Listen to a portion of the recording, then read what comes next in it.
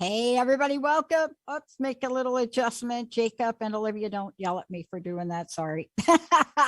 Welcome, everybody. It's so great to have all of you tune us in and turn us on. We got a great show for you today.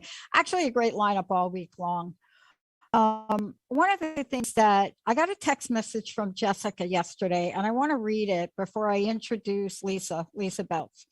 And I just want to read it because it talks to an energy that we have here, whether we're in the office or on the studio or whatever we're doing. And Jessica, of course, we're watching a football game. The game I'm referring to, actually, all the games were so good. All the games were just so good. I mean, this is like a whole nother level of competition. Now, some of you are thinking, okay, you're going to talk about the team that lost. Now, look, I had picked Buffalo very early on, so I just got wiped out. But this is not what this says. It's not really about football.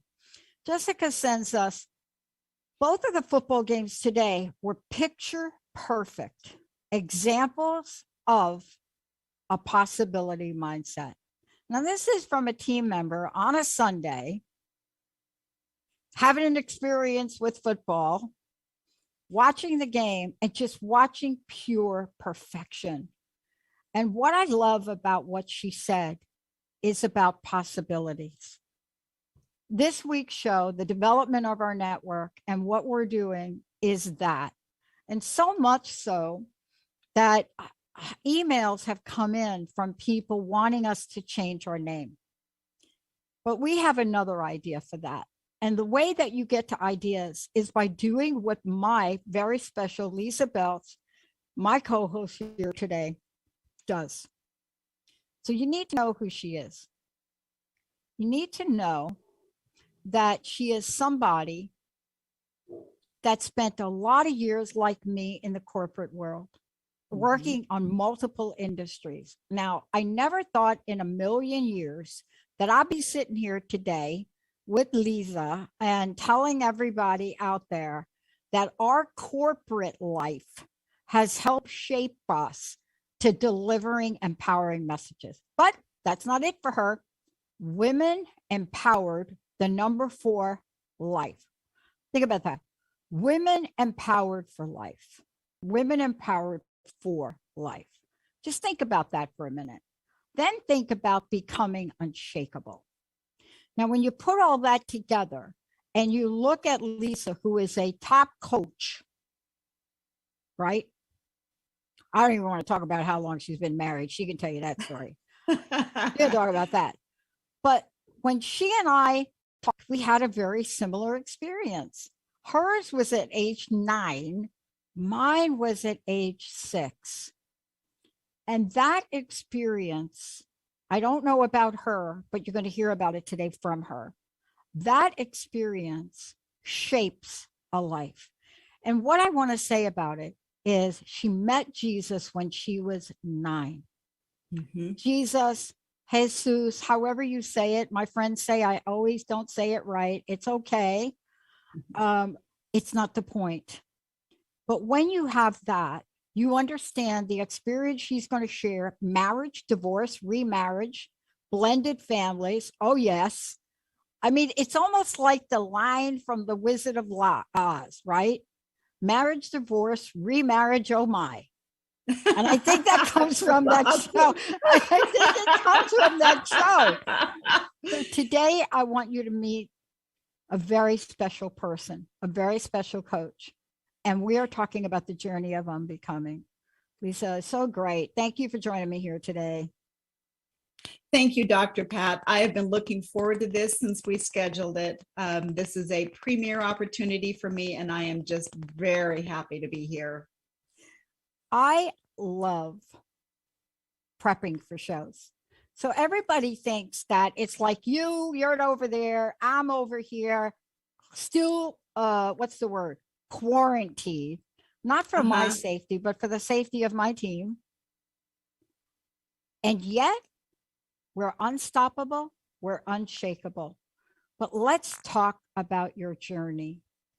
let's talk about the journey of unbecoming. Let's talk about what that means. And for you, you get my signature question. Okay. I love this question. Look, I just briefly told people about you. I didn't even scratch the surface. I want to know, given everything you've done, everything you've experienced, every other person you've helped, what are some of the challenges and obstacles that brought you to this very moment? Oh, that is a great question, Dr. Pat.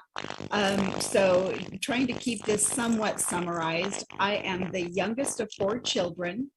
And so being a youngest has some trade-offs of its own, but I also learned sharing and giving and cooperation by having older siblings. I also was an only child, basically, from 8th grade forward. And so I also had the benefit of a lot of my parents' attention. I have 2 older brothers and an older sister.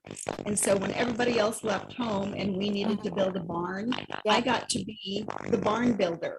And my dad and I did horses together. We actually lived in Yakima at that point in time. So I grew up doing 4-H. I grew up doing quarter horse shows, 4-H shows, mountain obstacle. Well, hold that thought. Hold that thought, Yep. because I want to take a short break. And when we come back, I'm going to say something cheesy. When we come back, we're going to talk about those 2 bonds. See, again, you and I have something in common, except not Yakima. Van Cortlandt Fork for me, you couldn't separate me from my horse. But we're going to take a short break, everybody. When we come back, we're getting right at it. Stay tuned. All right. Okay, let's work this signal out. Yeah, here. we have to fix a little sound. That's why I had to go to break. Sorry.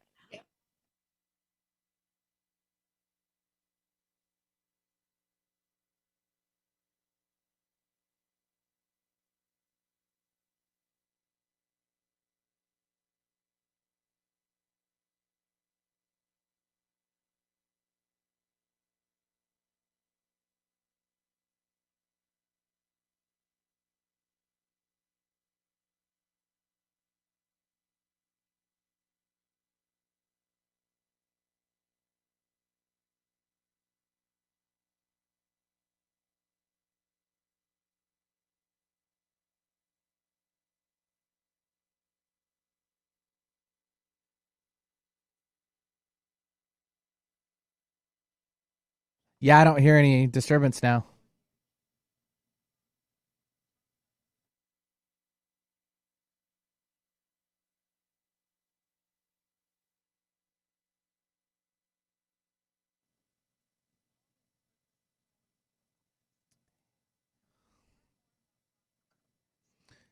Yep.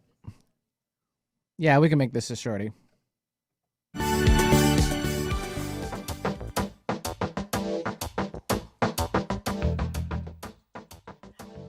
I love that.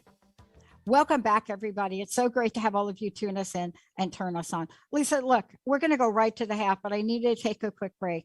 I love that you're talking about, you didn't say the words, but there's a level of heart connection bonding you were describing.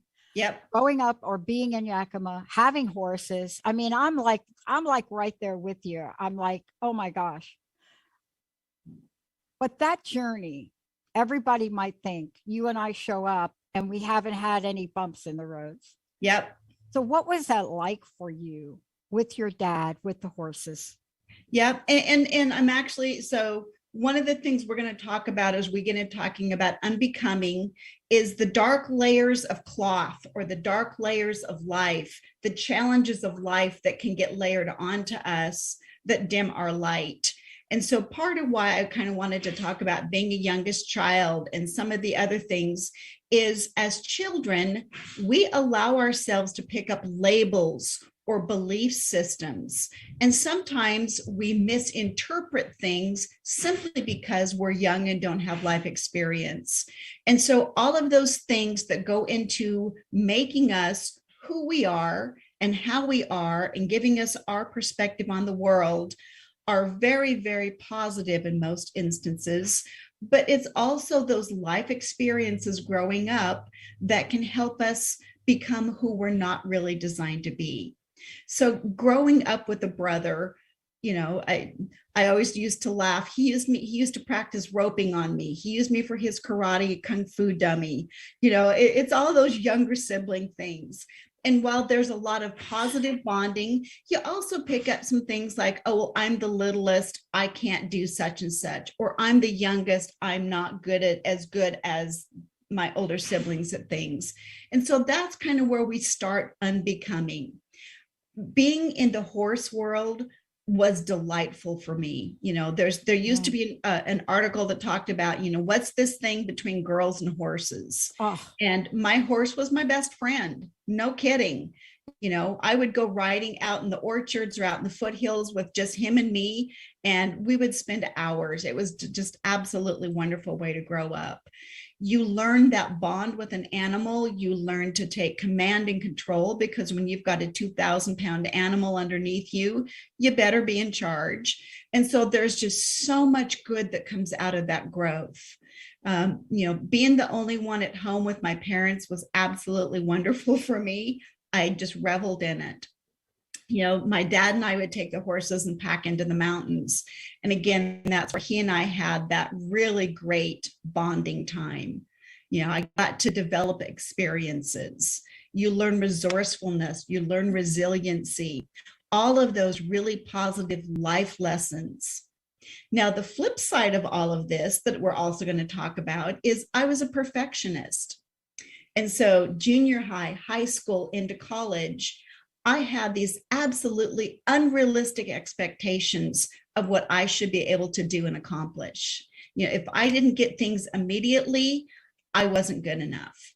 And I have to say, no one else put this on me. This was all something I took on myself. All of those things contribute to us developing belief systems that really don't serve us very well. But they're there. And until you even know that you have belief systems, to be able to think about them and examine them and go, is this really truth? Does this really resonate? Does this serve me? Was this a misunderstanding, or did I just flat out believe into a lie? All of those things contribute to us becoming who we're not. Yeah. I love that we're talking about this, because we have to know, and you're going to talk about what unbecoming means here as we go forward. But all of this has to do with understanding a process. Mm-hmm. And the reason I say that is because both of us learned something in our corporate careers. I know for me, I learned about process. But what that means is that if we can activate a process that allows us, what did my mom used to say? My mom used to, Benny hears me quote my mom a million times. She was a woman from the South, and she had so many different sayings, but she would say stuff like, girls, y'all need to take the best and leave the rest. 40 years later, I figured out what that meant. But isn't that what the process helps us with? It is. And I talk about becoming and even unbecoming is a process, not an event. An event is a one-time thing. It's, one and done. That does not work in the area of personal growth, either for unbecoming or becoming unshakable. So when you talk about it being a process, it very much is. And the entrance to that process is a trigger or a recognition or a desire to change. Yeah. I want to make sure people understand that this is not just something you're talking about now. You have a book about becoming unshakable. I want to just take a moment, because we went to a quick break. I would love for people to know, before we get into the process, because I don't want them to miss any of this, how do we find out about you? How do we get the book? Great. How do we talk about your coaching? There's a copy of that. It's not going to show up on the blue screen. Okay, we're not going to do that. So the easiest way is to go to my website, which is www.lysabeltz.com. And for those who are just on the air, Lysa is spelled a little bit differently. It's Lysa, and Beltz is Beltz. So www.lysabeltz.com. And Pat, I know we've talked about, my name is Lysa with a Y, Lysa, but a few months ago, God told me that I'm also Lysa with a Y, WHY. And so my journey particularly over the last 3 years of unbecoming and the becoming is really helping me discover my why. The why am I a coach? Why am I writing a book? Why am I on this show? Why am I starting my own podcast? It's that, what is my purpose? What is my calling? That core question that so many of us search for and struggle with. So, the other way people can reach me is my email, and that is Coach Lysa at lysabeltz.com. Thank you. Because all of what we're talking about, anybody that's listening today, if they've got additional questions, of course, you can call into the show, 1-800-930-2819, or you can put a comment in on social media, on Facebook. But the question that comes up for people, especially this month of the year, Lysa, is how do I begin? Where do I begin? Absolutely. And so again, this journey of unbecoming, so I'm going to read a quote, and the author of the quote is unknown, but this is the quote that starts my book. It says, maybe the journey isn't so much about becoming anything. Maybe it's about unbecoming everything that isn't really you, so you can be who you were meant to be in the first place. I love that quote. Yeah. And one of my mentors, Natasha Hazlitt, who has the Unstoppable Influence program, she's the one that introduced me to the quote and to the whole unbecoming process. And so again, to me, the starting place is a desire to change. It's the little quote that says, if you want to get a different outcome, you have to take a different action. So when we as human beings reach a point where we're stifled, we're stuck, or we simply want something different or something better, you have to have a desire and a commitment to begin that change process. We talk a lot about the butterfly metamorphosis process. To me, that's the becoming part, but that messy middle where the butterfly or the caterpillar has gone into the cocoon, it's what they call butterfly goo. I mean, it is just literally unbecoming a caterpillar to then turn around and become the butterfly that emerges. So the unbecoming process starts with recognizing where you're at in your phase or stage today, choosing to start beginning to make a change, and then thinking about, what do you want the outcome to be? So in very simple summarized terms, that's one thing. The other analogy I like to use is that of a beautiful hardwood floor. It was, think about a house built in the 30s or 40s. And then over time, somebody went, oh, linoleum is the new thing. So they put a layer of glue and a layer of linoleum on top of this beautiful hardwood floor. And then 10 years later, the colors and styles have changed. Another layer of glue, another layer of linoleum. Another 15 years, same thing happens. Now, a new owner comes in and goes, I wonder what's underneath all of this stuff. And they start digging down and they discover that underneath all of that, the foundation is this beautiful hardwood floor. Yeah, boy, right? So you go through that process of peeling back the layers, linoleum glue, linoleum glue, linoleum glue, and then there's that hardwood floor. So unbecoming is finding those layers. What are my belief systems? What are the lies that I've bought into? What are the stories I'm telling myself today that may or may not have been true at one point, but they're not true anymore? Yeah. Yeah. I mean, I love the way you just described that for a lot of reasons. And let me ask you about it, because, rarely do we talk about taking things away, right? Mm-hmm. I mean, we live in a place where every time you're turning on the TV, somebody's telling you to add something on. Yep. Whether it's a latest diet fad or exercise program or how to raise your kids, or it doesn't matter. It's like, let's just pile something on. Yes. But I want to get back to something you said. And that is this idea of, well, maybe we need to take something off. Yes. What if we just removed something? And isn't that, in fact, the process of a sculptor? It is. It's exactly the process of a sculptor. That's a beautiful analogy. It's chipping away at the stone to reveal the perfect statue inside. So let's talk about, as we go through this and we look at things, part of what people have is a really hard time visualizing those things that weigh us down. Can we talk about that? And it's almost always, the process of not being afraid to look at them. And sometimes we're like afraid to look at them.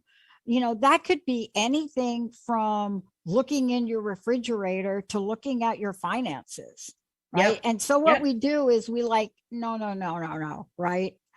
But in order to follow along here, don't we have to get a sense of what the heck made me feel heavy today? It is. It absolutely is. And again, I'm going to use myself as an example. I was not even aware until I started a pretty intense personal growth journey 3 years ago through my mentor, Natasha.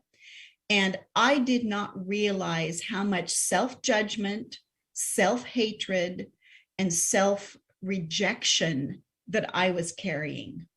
I had made decisions and choices in my past that were probably not the best or the right decisions.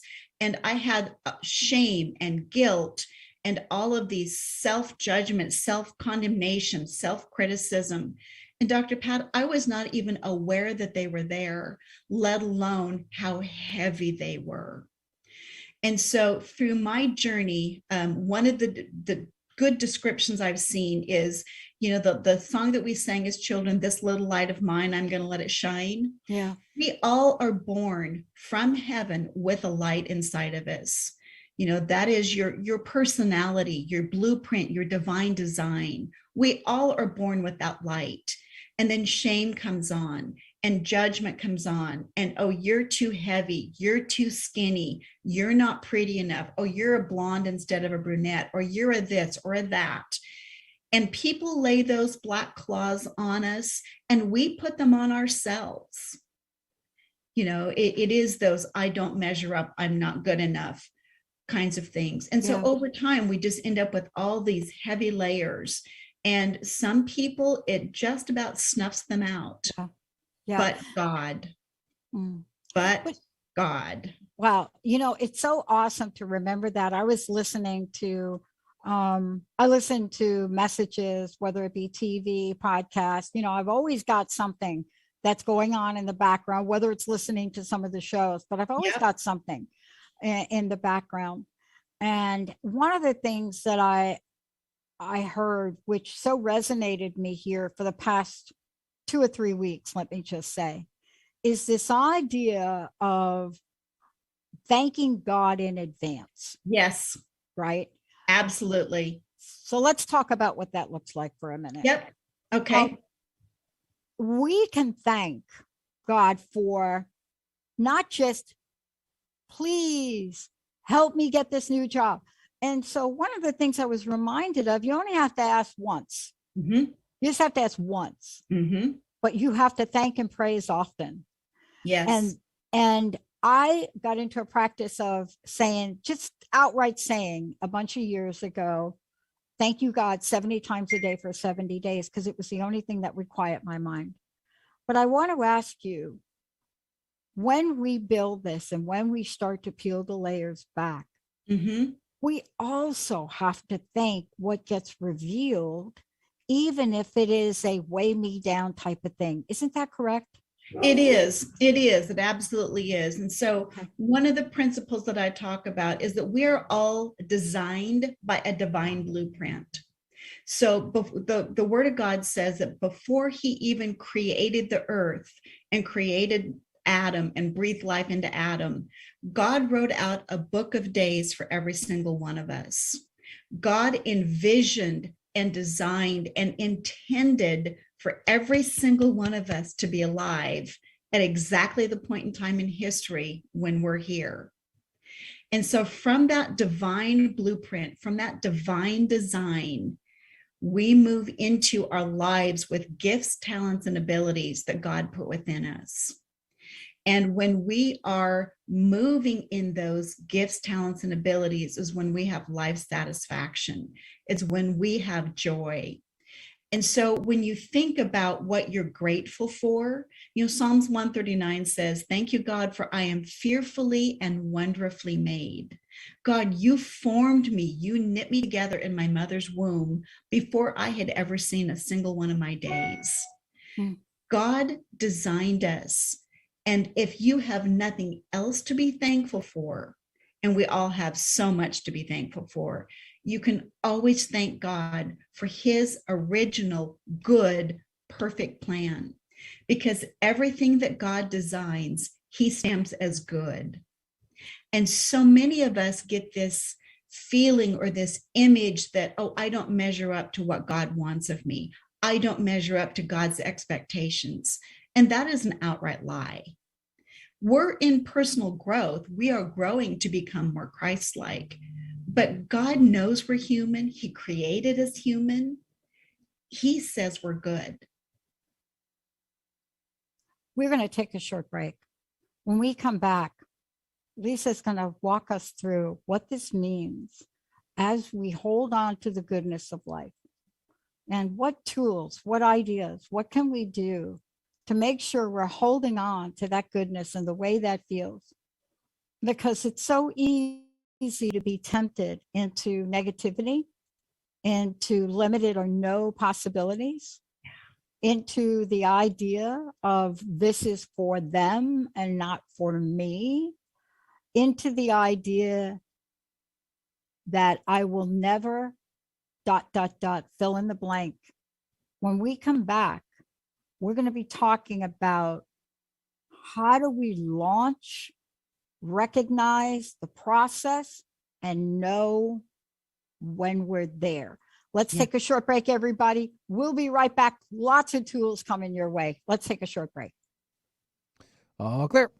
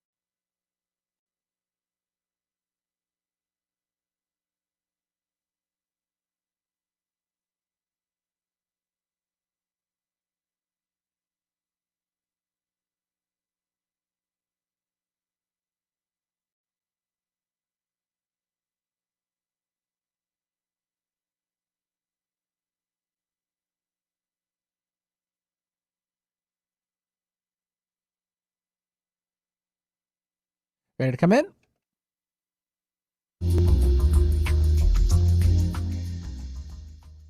Welcome back, everyone. It's so great to have all you tune us in and turn us on. Lysa Beltz is joining me here today. I want to make sure you understand how to connect with Lysa. This is one of the first shows she and I are doing together, but what's really important about this is, we're different people on a similar mission. Mhm. And I don't really know how to say this, but here's what I know. Our job as a network and the Dr. Pat Show is to bring you a variety of ways to level up or up level, whatever your language is. And I don't mean like your car or your house, although it could be that, because I am not. Look, I think there's a reason God gave us material things. Okay. You understand what I'm trying to say here?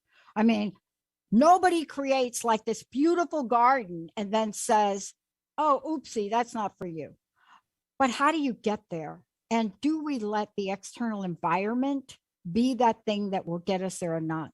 Lysa, you work with people, you help people really get to the place, and you help them go through and get rid of things that are unbecoming. How do people find out about you? How do they work with you? How do we get copies of your book? How to fill in the blanks? Yep. That's excellent. So again, my website is www.lysabeltz.com. And on my website, there is a link to my book and the accompanying workbook on Amazon. So you can order it from Amazon, and it is print on demand. So you should get it within just a couple of days. Also on lysabeltz.com is a link to my life coaching. And so a few years ago, I was working with a life coach, and this light bulb went off over my head. I literally swear that there was a light bulb that said, this is what I am designed to be and do. So my corporate career, I discovered I was doing a lot of coaching and life coaching as a project manager. And so like you said, Dr. Pat, all of that corporate experience of building teams and working with individuals feeds right into life coaching. As a project manager, I'm helping somebody accomplish a vision or a goal. As a life coach, I'm helping you be and become the person you were originally designed to be, because that's where you experience personal fulfillment and life satisfaction. That's where your light shines. It lights you up. You follow your passion and it lights you up. So if you click on coaching on lysabeltz.com, that's going to take you to my coaching website. And I have a number of different packages. And I always do a complimentary 30-minute session with someone to make sure that they and I have a good rapport, so that knowing that we can work together as coaches. And so you can go out and schedule that. I use Calendly, links right into my calendar. We'll usually use Zoom. Although we can do FaceTime. I am an iPhone user, so really easy to get connected. So thank you very much for asking about that. Awesome. Now, I know one thing along the way is that I didn't know what I didn't know about anything. I just knew I was at a place where I would call it a bottom. I've had several of those, but that bottom left me hungry to learn. And I would like to ask you, we've talked about this wonderful way that people can understand what they're capable of and what's possible. I would love to know, what are some of the tools? What can we do to help people? Right? Yep. And so there's a number of tools that I use. And so again, I'm going to refer back to my book and particularly my workbook. The workbook has additional information beyond the content of the book. The workbook is actually tools and exercises to help you unbecome and then become who you're meant to be. And the first exercise in the workbook is called Peace Thieves. So it's PEACE, Peace Thieves. And so again, it's what's weighing you down. And so the idea is to brainstorm a list.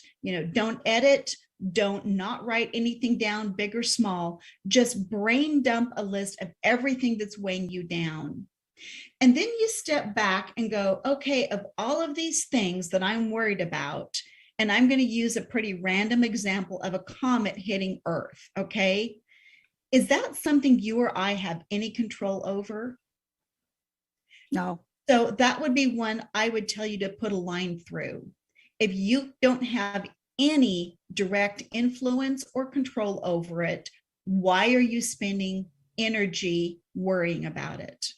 So you go through this brain dump, you put a line through all of the things that are truly outside of your control, and then you look at the items that are left. And of those items that are left, pick one or two, or at most three, that you actually have control over. And that's where you're going to invest some time, some focus of what is at the root of this. And again, we talk about symptoms versus the root cause, and so many of the things we allow to weigh us down now oftentimes started years or even decades ago. And so we've been carrying them around. One of the exercises I do is I literally tell people to go get a rock, a stone, if you would. Use a Sharpie and write whatever the word on it is. Divorce is one that comes up pretty frequently. The shame, the regret, the hurt, the pain, all those things associated with divorce. And then if I'm in a workshop setting, I literally have a wooden cross.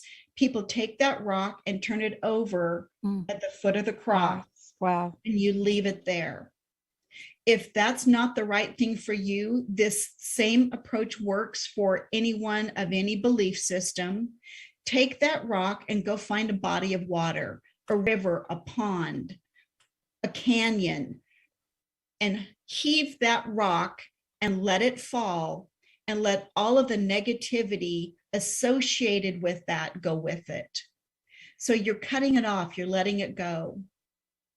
And one of the pictures that God gave me a few years ago is I'm walking down the road carrying a gunny sack full of rocks. And this is where my rock analogy comes from. Jesus comes along in a wagon and says, get in and let me carry your burdens for you.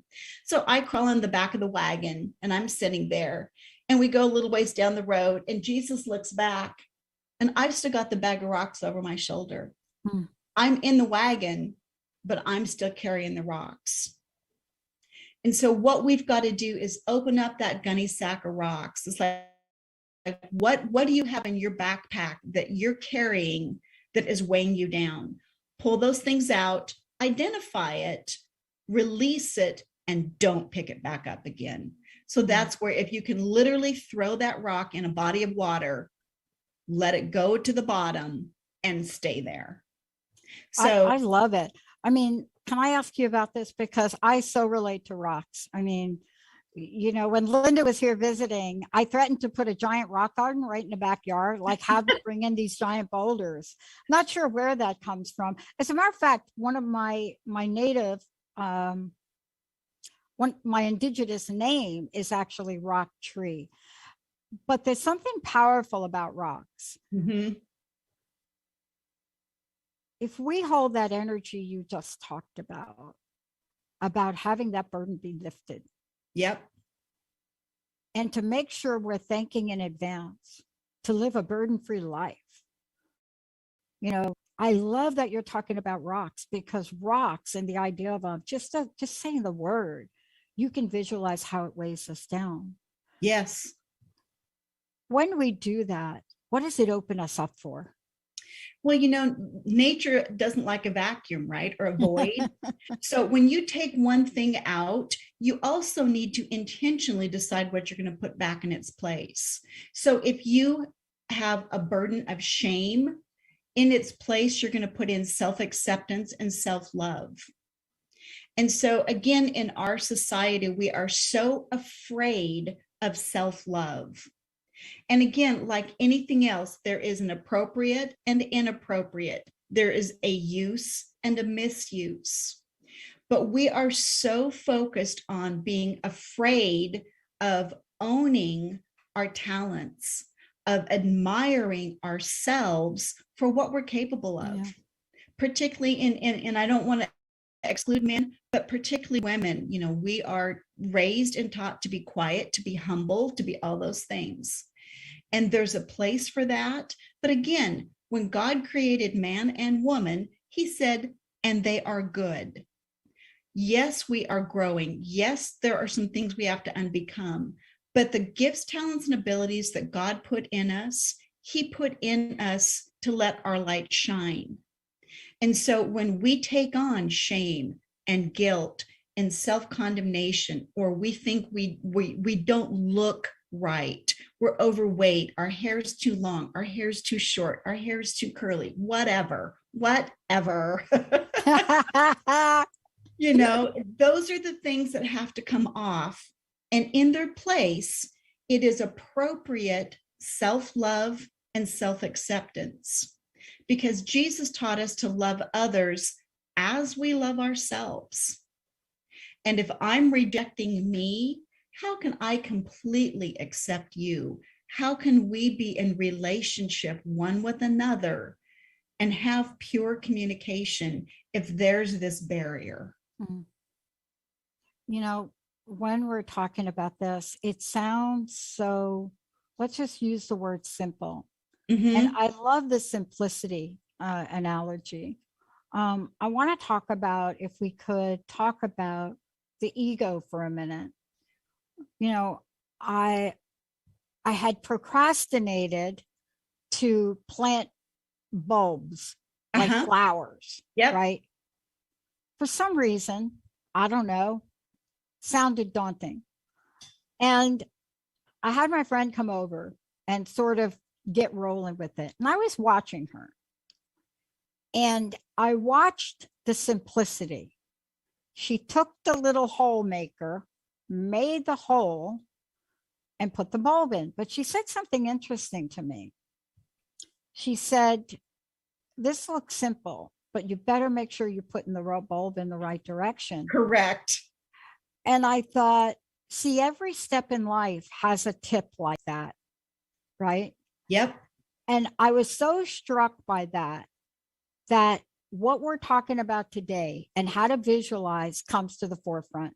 It is so simple, but we better make sure that the visualization and the intention is in the direction we want it to go. Can you talk about that and how the ego will fight for us to follow good, orderly direction? Yeah. So you know what ego stands for, don't you? Yeah. Edging God out. Yep. And so, you know, you kind of go back, when you think about ego, you go back to the little angel on one shoulder and the little devil on the other shoulder, you know, that conversation kind of thing. So ego's job is to protect us. It is to make sure that we don't take unusual risks and put ourselves out there. So in coaching, we talk a lot about comfort zones. And so if you envision your comfort zone as a circle and you're the dot in the middle, through coaching, through personal growth, you kind of get up towards the edge of your comfort zone and it gets a little uncomfortable. It's the frog in the water thing again, right? The water's getting a little warmer and you're getting a little more uncomfortable. And your ego's going, no, don't do it. Don't take the risk. Don't take that step. Don't quit your job. Don't launch out there. Don't start that business. Don't write that book. You might get rejected. So ego's job is to protect us, but ego doesn't have an understanding of calling and purpose and internal motivation. Ego's job is just to keep you safe. And so when we get to the end of that comfort zone, if you listen to ego and you shrink back, your comfort zone also shrinks. And if you do it again, your comfort zone shrinks. Right. And again. Now, good news is the opposite is true. If you get to the edge of your comfort zone and you break through, your comfort zone expands. And that's when you get into that personal growth. And the more you do it, it's like muscle memory. The more you do it, the easier it gets. And so I want to go back to a couple of things that you talked about, still related to ego, but it is setting an intention and it is choosing, visualizing where you're going. So if I could go back and teach my younger self one thing, it would be to set intention. I was never, ever taught to set intention. Right. And if I could go back, that would be the one thing I would do completely differently. Obviously we can't, but I can start from here. And so part of my personal growth has been intentionally stating to the positive, what do I want? I want to move from being a corporate employee to being self-employed at some point in time in the future. And there's some milestones that have to happen along the way. So I'm setting an intention of those things I want to create. And one of the things the Holy Spirit told me a few months ago is you get more of what you've come to expect. So if I live in the expectation that my parents had diabetes, my grandparents had diabetes, I'm going to have diabetes, my kids are going to have diabetes, you're darn certain you're all going to have diabetes. Right. But if you stop and set the intention that by the blood of the Lamb and the word of the cross and my testimony, diabetes stops with me, you can completely change that trajectory and change that outcome by setting the intention and taking the action steps. So many of us have set new goals for 2022, being the month of January. Yeah. And I want to talk for just a second about, Please. It's not just any action, you need to take the right action. But we've talked before about my quote about God can't steer a parked car, right? That's right. That fits really well with intention and visualization and getting into action. So sometimes you have to pick a direction, even if you're not positive that it's exactly the right direction. That's where we get into procrastination, we get into perfectionism. Get in motion. And if God needs to, he'll tell you to take a right, and take another right, and then you can get turned around. But once you're in motion and flowing with the Holy Spirit, then you can get on track. So when I talk about moving into action, yes, get into action, but then you're listening for what is the right action. Because if I don't have an intention set, any road will get you there if you don't know where you're going. Yeah. I want to be going someplace. And that goes back to that intention. And again, I'm going to go back and touch on ego again, because this is where ego is going to come in and say, oh, don't take too much risk. Be careful. You might get rejected. What if you go on the Dr. Pat show and you say something stupid? Don't worry, I've been there. But part of this I want to really touch upon in the time we have left.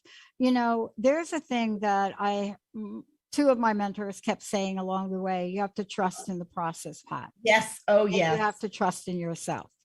You have to trust that the fact that you picked Claremont as the school you wanted to go to, and then we're put on a wait list, you have to trust that you're being directed not to go in the year you thought, because there's a reason why you didn't get accepted in that year, but to wait. And sometimes it's so hard. I'll tell you what I'm finding. The waiting period is impossible without my connection to the divine. Yes. It's just not possible. Yes. It becomes anxiety, stuckness, depression, unanticipated failure. I mean, you name it. Yep. But I want to ask you to talk about that, because looking back, not knowing what I didn't know and trusting, it led me to my purpose. Yes. Which I didn't know and had a hard time defining. But 20 years ago, I'm telling you, wrong phone number put me on my path. And I didn't know I went to school for 10 years to get something so people could call me Dr. Pat on radio and TV. I didn't know that. But let's talk about how important trust is, even if we don't know the why. Yes. Why am I going to school in California? Help me out with that in the minutes we have left, please. Yes. So it's really interesting that you bring this up. So instead of doing a word of the year, I've switched to doing words of the quarter. As exponential of growth as I've gone through in my personal growth track. Typically, a word of the year doesn't hold for me anymore. So I just, first of all, I just want to throw out the idea of pick a word for a season rather than maybe the whole year. It may be, but anyway. So what God gave me was the word rest, R-E-S-T. And so I lived with that for a little while. And then he said, oh, by the way, rest is an acronym. Go figure out what it is. And so I brainstormed words started with R, E, S, and T. And what it boiled down to was really experience spiritual trust. So that is my focus for Q1 this year. Yeah. Oh man, it is so important. And it really is important for us to understand that even if some of the decisions, Lysa, some of the decisions we're making, you know, seem odd to other people, right?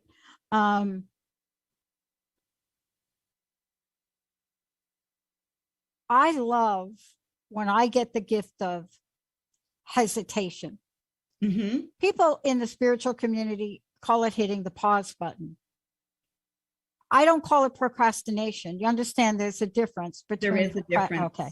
Yep. But I want to ask you in the couple minutes we have left, what does the space of hesitation allow for in the world of God consciousness? Yep. So again, we tend to be, and particularly in Western culture, so into action. We also tend to assign value to people by their productivity. What have you produced? We need to take a step back and to remember we are human beings, not human doings. And so part of the value of that rest, that pause, that hesitation is to allow your divine connection to affirm or to tell you that the timing is off, or to tell you that that's a great idea, but it's not yours. I have a lot of really great ideas, but some of them are not my assignment, if I can use that word. So, you know, we talk about waiting on the Lord, and we talk about God being a God of the 11th hour. And a lot of times we have to get to that point of being almost a little desperate to see God move before he gives us the answer. And what I have found, and I am still experiencing, is that God only gives me part of the picture, because if I saw the whole thing, it would overwhelm me and I would run the other direction. Right. Yeah. I love that you shared that. And hopefully we'll get into that a little bit more, because one of the things I also learned is that our nature is to make sure we're getting intermittent gratification. And so what I love is, you're right. You know, some of us see the whole picture, but then we're guided as to that next step, and we have to follow it. I want to thank you for this today. I can't wait till we continue this conversation. People can find out more about you. Can you again remind everyone, how do we find out about you? How do we get the book? All of the above. Thank you so much for today. Well, thank you for having me on. This has just been great. And again, I want to thank you and your full team. You guys are awesome and amazing. So my podcast is coming up this Wednesday at 6 p.m. Mountain, and it is the Unshakable Show. And this week I'm guest on Kristen Oakley, and we're going to be talking about your unshakable identity. Yep. And so again, my website is www.lysabeltz.com, and it's LYSABELTZ. And you can reach me at Coach Lysa at lysabeltz.com.